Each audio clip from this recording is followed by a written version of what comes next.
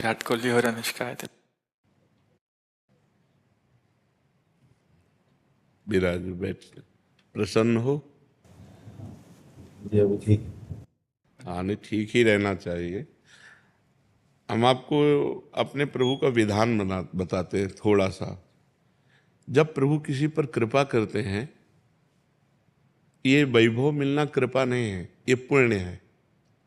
पुण्य से एक घोर पापी को भी देखो, पाप करके भी उनका कोई पुण्य है जिससे वो सुकृत पूर्व के सुकृतवश चल रहे हैं, नया पाप है।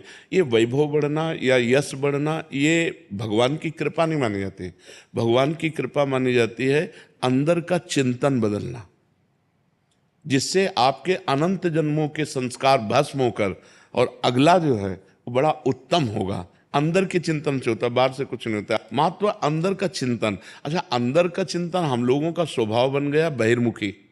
बहिर्मुखी मतलब बाहर, बाहर यश कीर्ति लाभ विजय, इससे हमको सुख मिलता है। अंदर से कोई मतलब नहीं रखता कोई, कोई विरला ही अंदर से। अब क्या होता है, भगवान जब कृपा करते हैं तो संत समागम देते हैं, फिर दूसरी जब कृपा होती तो विपरीतता देते हैं, और फिर अंदर से एक रास्ता देते हैं, ये मेरा रास्ता है, ये परम शांति का रास्ता है, ये शांति का रास्ता नहीं। भगवान वो रास्ता देते हैं और जीव को अपने पास बुला लेते हैं। बिना प्रतिकूलता के संसार का राग नष्ट नहीं होता। किसी को भी वैराग्य होता है तो संसार की प्रतिकूलता देखकर वैराग्य होता है। सब कुछ हमारे अनुकूल है तो हम आनंदित होकर उसका भोग करते हैं। जब हमारे ऊपर प्रतिकूलता आती है तब ठेस पहुंचती है कि इतना झूठा संसार, तो अंदर से भगवान रास्ता देते हैं, ये सही है। भगवान बिना प्रतिकूलता के इस संसार को छुड़ाने का कोई भी औषधि नहीं रखी।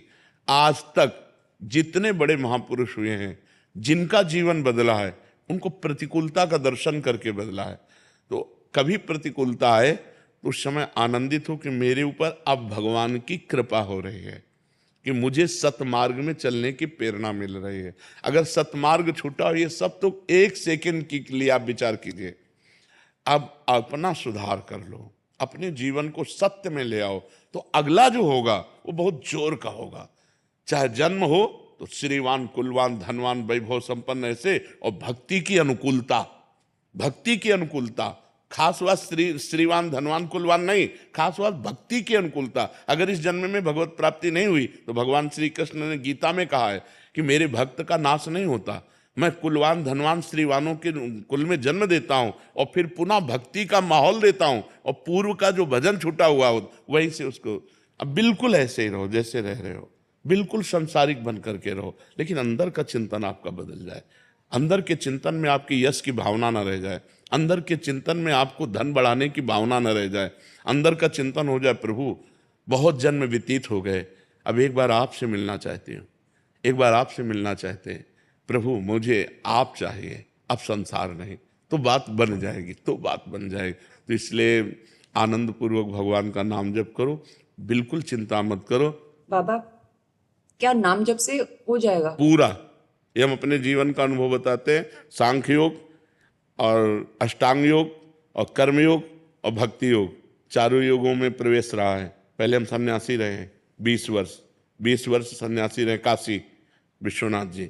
तो हम सांख्य योग, अष्टांग योग, जो अष्टांग योग है ना, अष्टांग योग कर्म योग, इन तीनों को अच्छी प्रकार जान करके और फिर भक्ति योग में आए हैं।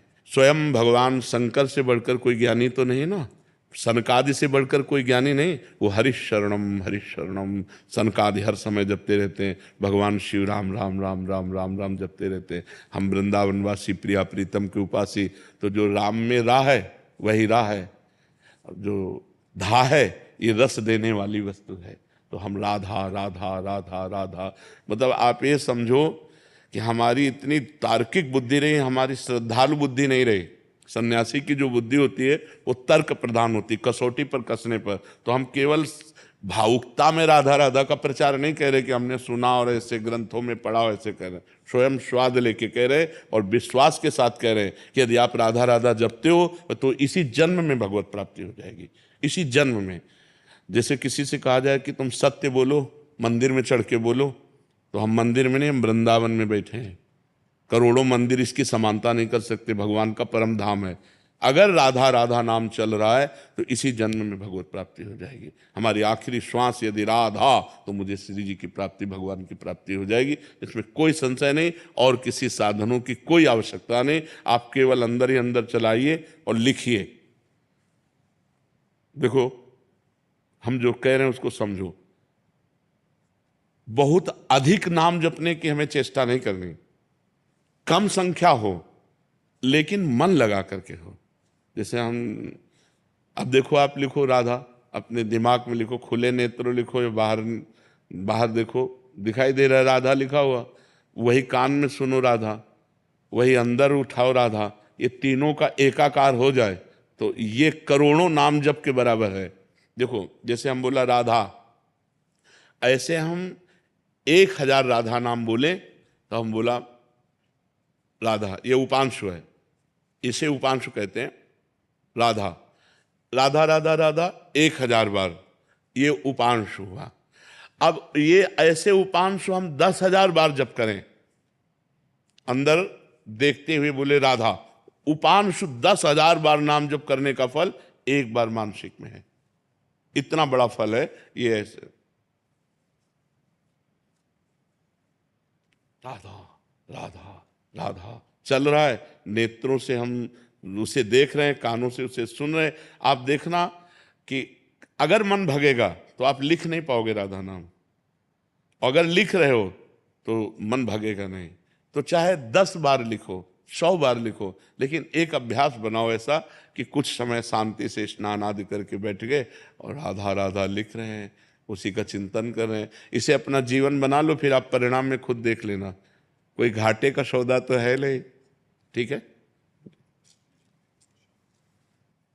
ये सखी को दे दे, ठाकुर शिव जी की है।